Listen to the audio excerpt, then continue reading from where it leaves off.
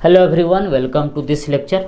तो आज हम आप लोग को क्लास 12 के फिजिक्स चैप्टर 6 विद्युत चुंबकीय प्रेरण पर आधारित इम्पोर्टेंट 20 MCQ बताएंगे जो आपके बोर्ड एग्जाम में आ सकता है। तो यदि आप इस MCQ का PDF नोट डाउनलोड करना चाहते हैं तो नीचे डिस्क्रिप्शन में टेलीग्राम का लिंक दे दी है, आप वहाँ से जाकर डाउनलोड कर सकते हैं। तो चलिए शुरू करते हैं। तो देखिए पहला क्वेश्चन क्या कह रहा है। तो क्वेश्चन ऐसे है कि विद्युत चुंबकीय प्रेरण की घटना के आविष्कारक थे। विद्युत चुंबकीय प्रेरण की घटना के आविष्कारक थे। ऑप्शन ए दिया हुआ है लेंज, बी है फैराडे, सी है मैक्सवेल और डी है फ्लेमिंग। तो विद्युत चुंबकीय प्रेरण की घटना सबसे पहले फैराडे वैज्ञानिक ने व्याख्या किए थे। क्या बताए थे कि जब किसी कुंडली से संबंध चुंबकीय फ्लक्स में परिवर्तन होता है तो उस कुंडली में विद्युत वाहक बल प्रेरित हो जाता है। इस घटना को विद्युत चुंबकीय प्रेरण कहते हैं। तो इस घटना का आविष्कारक कौन वैज्ञानिक है? तो फैराडे वैज्ञानिक। यानी क्वेश्चन नंबर फर्स्ट का सही ऑप्शन क्या है? बी है। और फैराडे से भी जुड़ा हुआ क्वेश्चन नंबर दूसरा है। तो देखिए क्वेश्चन क्या है दूसरा, कि किसी बंद कुंडली में विद्युत वाहक बल के प्रेरण का क्या कारण है। किसी कुंडली में विद्युत वाहक बल प्रेरण के क्या कारण है। विद्युत वाहक बल यानी कि EMF आपसे पूछ रहा है कि किसी कुंडली में EMF के प्रेरण के क्या कारण है। ऑप्शन ए फ्लक्स में परिवर्तन, बी धारा में परिवर्तन, सी इलेक्ट्रॉन का प्रवाह और डी इनमें से कोई नहीं। तो ये फैराडे वैज्ञानिक ही बताए थे। फैराडे का दूसरा नियम है विद्युत चुंबकीय प्रेरण का नियम, कि जब किसी कुंडली से संबद्ध चुंबकीय फ्लक्स में परिवर्तन होता है तो उस कुंडली में विद्युत वाहक बल प्रेरित हो जाता है। यानी कि उस कुंडली में EMF प्रेरित हो जाता है। यानी कि EMF प्रेरित होने के क्या कारण है? तो चुंबकीय फ्लक्स में परिवर्तन, यानी कि फ्लक्स में परिवर्तन होने के कारण ही EMF प्रेरण होता है। यानी कि क्वेश्चन नंबर दूसरा के सही ऑप्शन क्या है? ए है। अब क्वेश्चन नंबर तीसरा इसे बोल रहा है कि चुंबकीय फ्लक्स का SI मात्रक है। क्या बोल रहा है जी? कि चुंबकीय फ्लक्स का SI मात्रक है। तो देखिए एक विद्युत फ्लक्स भी होता है। क्वेश्चन को आप ध्यान से पढ़िएगा, नहीं तो विद्युत फ्लक्स वाला मार क्या जाइएगा। तो क्या पढ़ेला है कि चुंबकीय फ्लक्स का SI मात्रक है, यानी चुंबकीय फ्लक्स का SI मात्रक पूछ रहा है आपसे। तो ऑप्शन ए है वेबर, बी है टेस्ला, सी है हेनरी और डी कह रहा है कि इनमें से कोई नहीं। तो चुंबकीय फ्लक्स का SI मात्रक आप लोग पढ़े होंगे, याद होगा। क्या होता है जी? वेबर होता है। क्या होता है? वेबर। इसको शॉर्ट में इंग्लिश में इसको इसे लिखते हैं वेबर, इस तरह से। और शॉर्ट में इसको कभी कभी आपको WEB भी लिखा आ जाएगा। तो यानी कि चुंबकीय फ्लक्स का SI मात्रक क्या है? वेबर होता है। यानी कि सही ऑप्शन क्या है? ए है। या कभी कभी आपको एग्जाम में इसे दे दें कि WEB, तो वेबर ही समझना है आपको। अब इसी से चुंबकीय फ्लक्स से जुड़ा हुआ क्वेश्चन अगला है, क्वेश्चन नंबर 4। तो देखिए क्या कह रहा है क्वेश्चन नंबर 4, कि चुंबकीय फ्लक्स का SI मात्रक नहीं है। ऐसा क्वेश्चन में बहुत लोग गलती करके आ जाते हैं, का नहीं को देखते ही नहीं है।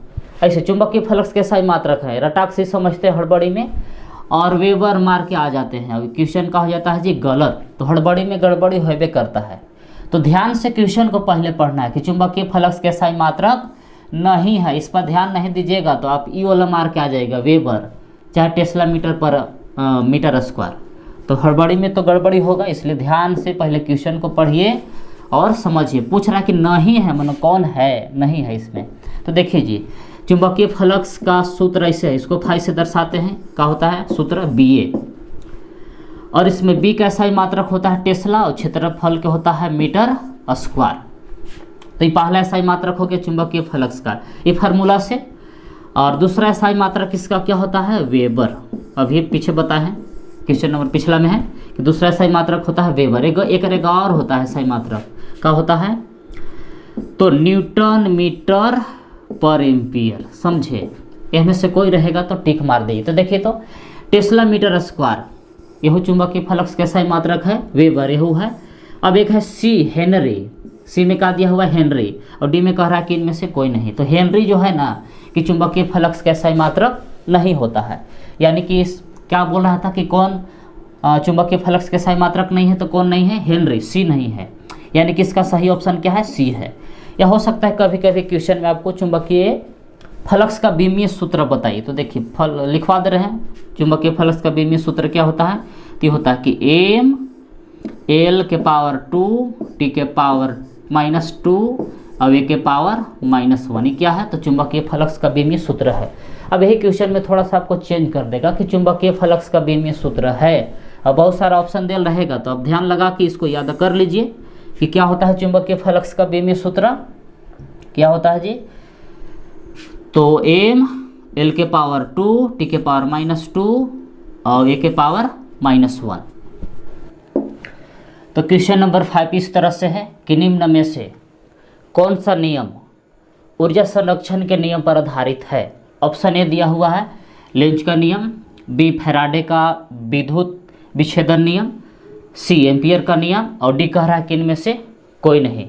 तो देखिए जी, आपको बोर्ड एग्जाम में बहुत बार क्वेश्चन आया है कि लेंज के नियम को लिखे तथा सिद्ध कीजिए कि लेंज का नियम ऊर्जा संरक्षण के नियम के क्या है, अनुकूल है।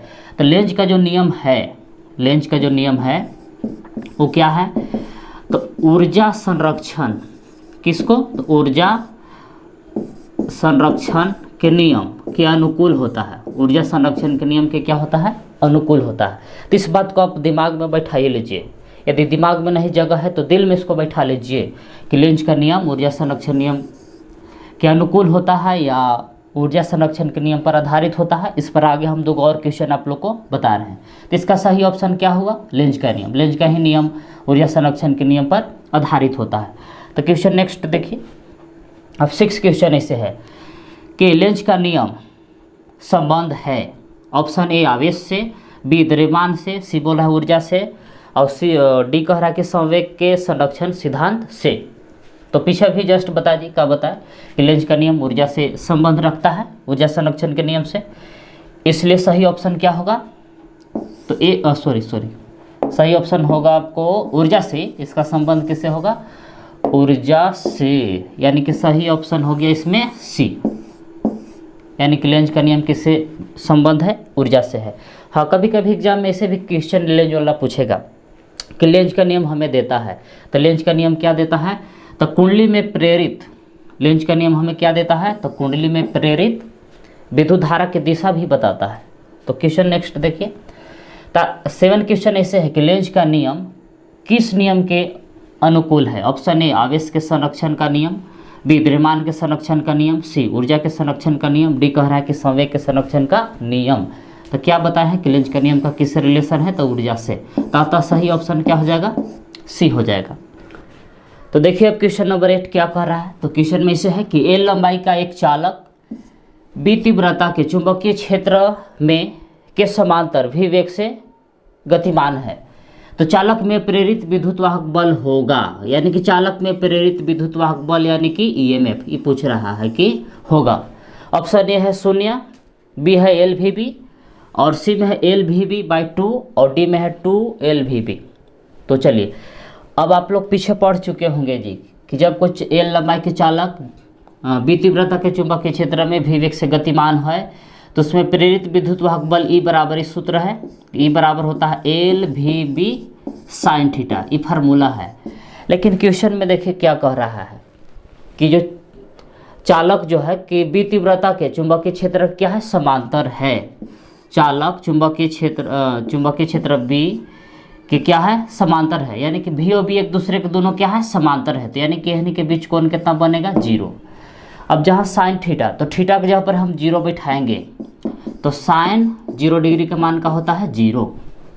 तो क्या आएगा से देखिए कि ई बराबर क्या आएगा, ई बराबर, तो ई बराबर आपको आ जाएगा कि LVB साइन थीटा, तो साइन थीटा का मान यहाँ का होगा 0, थीटा का मान बैठाएगा तो इसका वैल्यू हो जाएगा 0, तो 0 से गुना करेगा तो सब हो जाएगा 0। तो यानी कि चालक में प्रेरित विद्युतवाहक बल क्या होगा, तो 0 होगा, यानी कि अतः सही ऑप्शन क्या है, ए है। अब क्वेश्चन नंबर 9 देखिए, इसी से रिलेटेड है, बोल रहा है कि प्रेरित विद्युतवाहक बल का बीमीय सूत्र है। तो विद्युतवाहक बल यानी कि ईएमएफ क्या होता है, तो विभव के समान होता है, यानी कि इसका भी SI मात्रक वोल्ट होता है और विभव के भी SI मात्रक वोल्ट होता है और विभवांतर के भी SI मात्रक वोल्ट होता है। तो यदि आपको क्वेश्चन में शॉर्ट में ईएमएफ दर्शाते हैं, विद्युतवाहक बल को शॉर्ट में, या इसको विभव कह लीजिए, क्या कह लीजिए, विभव या विभवांतर, विभव या विभवांतर, इन तीनों का विमीय सूत्र, यदि एग्जाम में आपको ईएमएफ यानी विद्युत वाहक बल का विमीय सूत्र पूछे या विभव का पूछे या विभवांतर का पूछे, तीनों का एक ही होगा विमीय सूत्र, चाहे एसआई मात्रक भी पूछ दे कि तीनों के एसआई मात्रक बताइए, तो एसआई मात्रक का हो जाएगा यानी कि वोल्ट हो जाएगा एसआई मात्रक।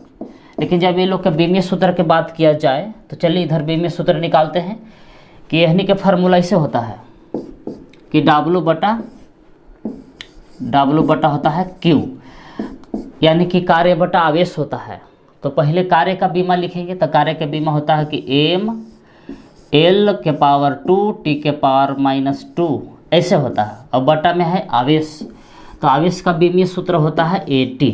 अब इसको हम ऊपर ले चलेंगे, इसको हम एक देखिए T को ले जाएंगे तो T के पावर -1 होगा, तो T के पावर -3 हो जाएगा, A के पावर -1, तो यानी कि इसका विमीय सूत्र ऐसे हो जाएगा कि m L के पावर 2 T के पावर देखिए -2 है, एक और T ऊपर जाएगा तो हो जाएगा -3, और A के पावर हो जाएगा -1। तो देखिए इसको ध्यान से आप लोग देखिए और इसको याद ही कर लीजिए। किसको?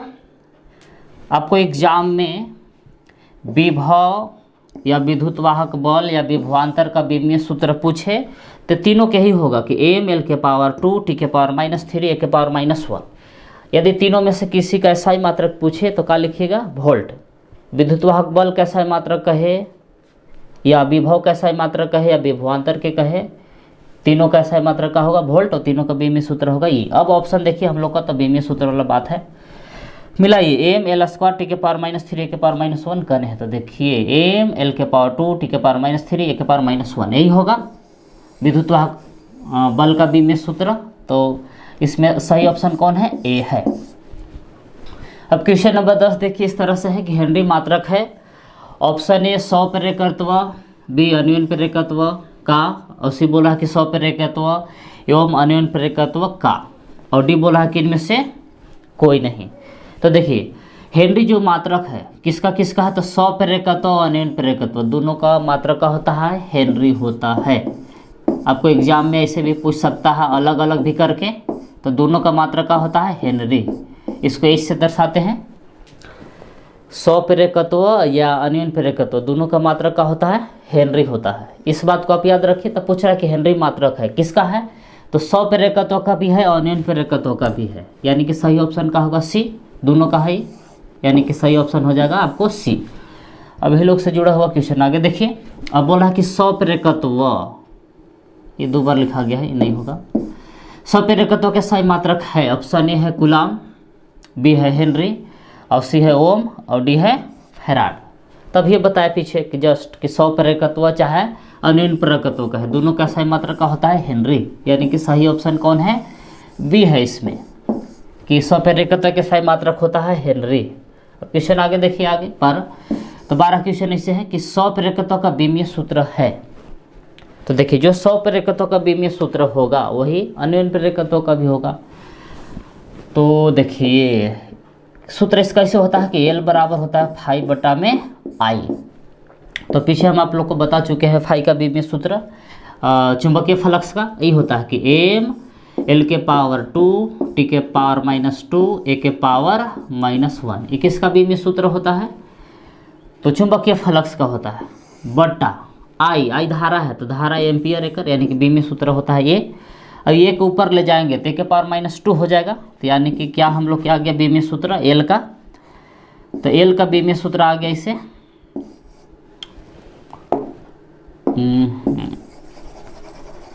क्या आ गया विमीय सूत्र से? देखिए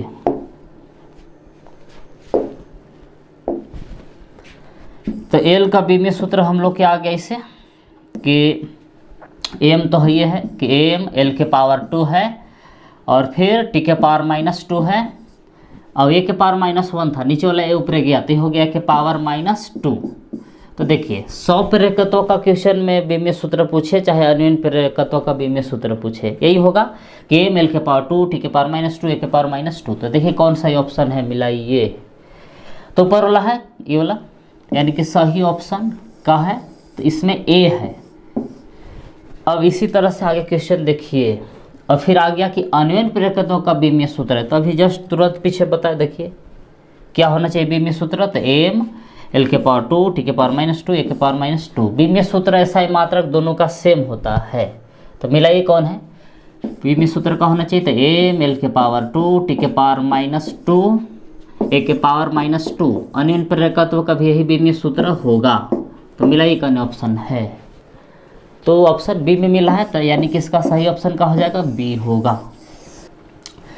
14 ऐसे है कि अन्योन्य प्रेरकत्व का SI मात्रक है, बोला नहीं होगा गलती से भाई, रुक जा, ये वाला नहीं होगा। कह रहा है कि अन्योन्य प्रेरकत्व के SI मात्रक है, ऑप्शन ए है कूलाम, और बी है हेनरी, सी है ओम, डी है फैराडे। तो पीछे हम आप लोग को बता चुके हैं कि 100 प्रेरकत्व और अन्योन्य प्रेरकत्व का SI मात्रक और बीमीय सूत्र सेम होता है, तो इसका भी SI मात्रक का होगा हेनरी, यानी कि सही ऑप्शन का होगा बी होगा, सही ऑप्शन का होगा बी, हेनरी होगा। अन्योन्य प्रेरकत्व का भी SI मात्रक और 100 प्रेरकत्व का भी SI मात्रक। आगे क्वेश्चन देखिए, एल प्रेरकत्व में बहने वाली धारा I के कारण गतिज ऊर्जा होती है, यानी कि एल प्रेरकत्व का एक कुंडली है, उसमें धारा I बह रहा है तो उसकी गतिज ऊर्जा होगी, option A Li², B 1/2 Li के पावर -2, और सी कह रहा है कि 1/2 Li², और डी कह रहा है कि 1/2 Li³। ऐसे तो देखिए जी, आप लोग पढ़ चुके होंगे कि यदि एक कुंडली है जिसका 100 प्रेरकत्व एल है और उसमें धारा I बह रहा है, तो उसका काइनेटिक एनर्जी का फार्मूला ऐसे होता है कि E बराबर 1/2 Li² होता है, ऐसा पढ़ चुके होंगे। तो देखिए कौन सही ऑप्शन है, तो 1/2 Li², यानी कि सी ऑप्शन सही है, यही होगा। नेक्स्ट क्वेश्चन इस तरह से है कि यदि कुंडली में लपेटों की संख्या दुगना कर दिया जाए तो इसका 100 प्रेरकत्व होगा। 100 प्रेरकत्व के एल से दर्शाते हैं, तो ऑप्शन ए में दिया हुआ दुगना, बी आधा, सी चौगुना, और डी कह रहा है कि अपरिवर्तित।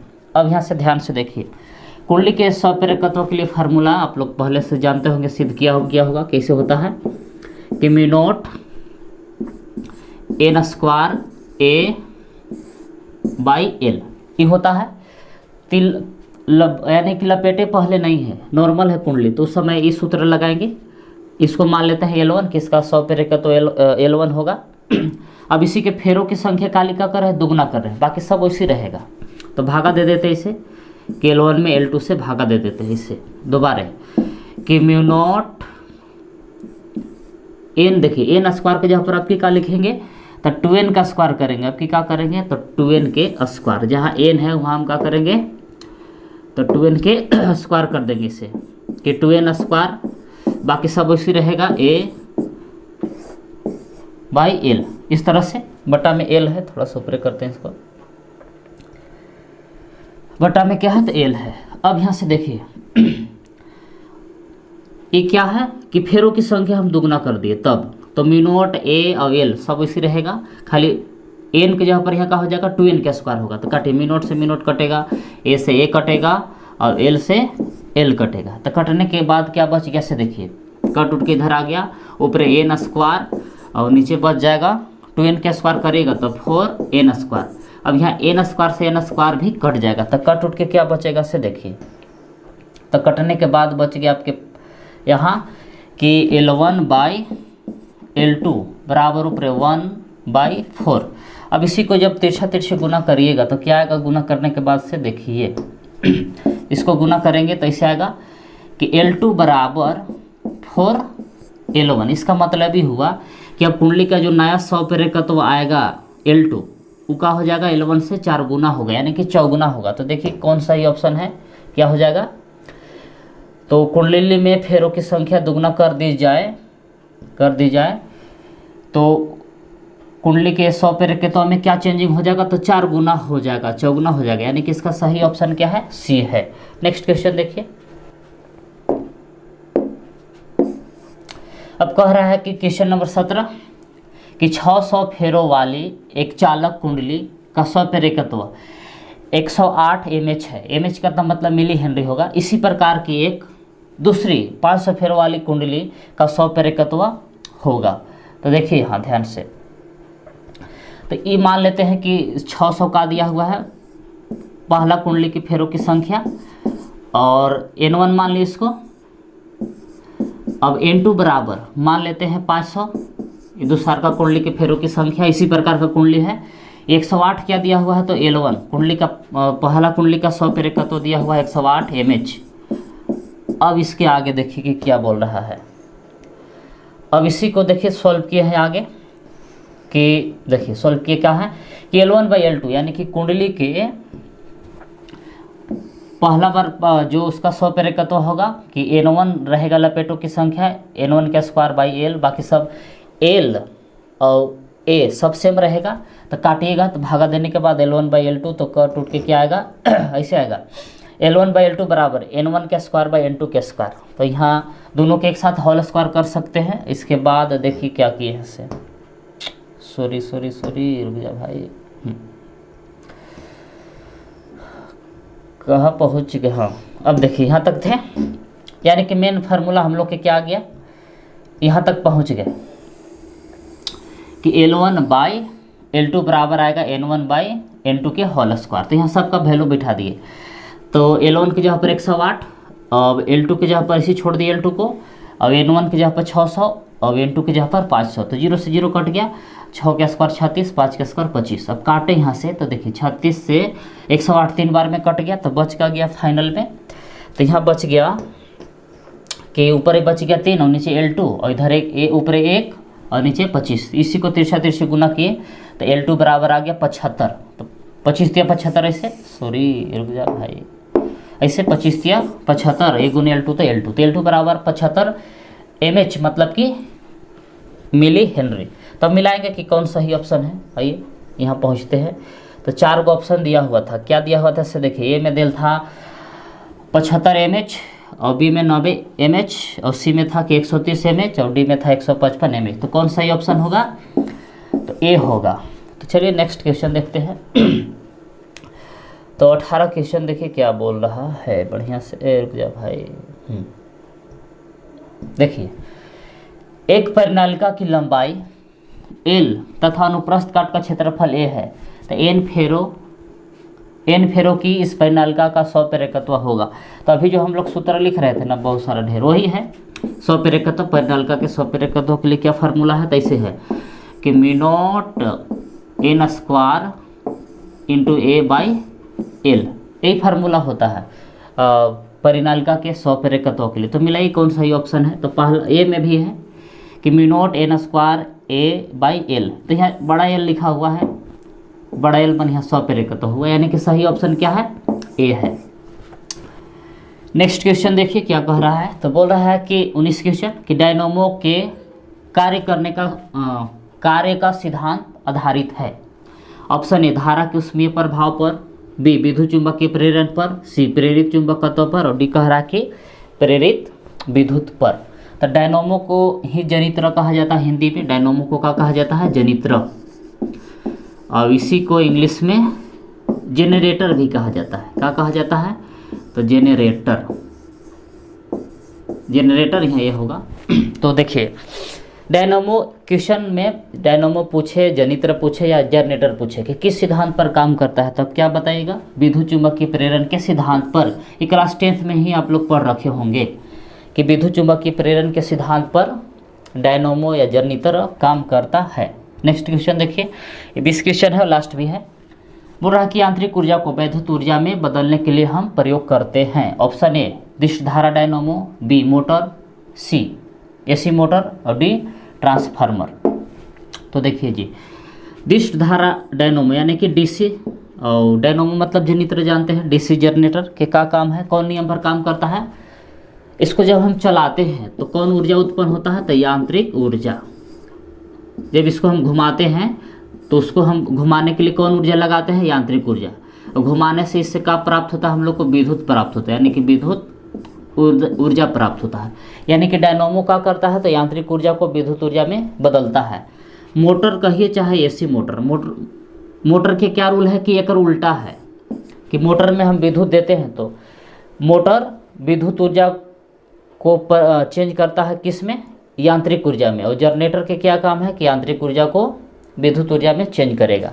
और ट्रांसफार्मर क्या करता है, तो वोल्टेज को चेंज करता है, तो वोल्टेज को घटाया गया तो बढ़ाया गया। तो सही ऑप्शन क्या है, क्वेश्चन में क्या कह रहा है कि यांत्रिक ऊर्जा को हम विद्युत ऊर्जा में बदलने के लिए ये जो 4 गो है उसमें से हम किसका उपयोग करेंगे। तो यांत्रिक ऊर्जा को विद्युत ऊर्जा में बदल सकते हैं कि युक्ति है क्या है, डिश धारा डायनोमो, इसको से, यानी कि सही ऑप्शन क्या है 20 का ए है।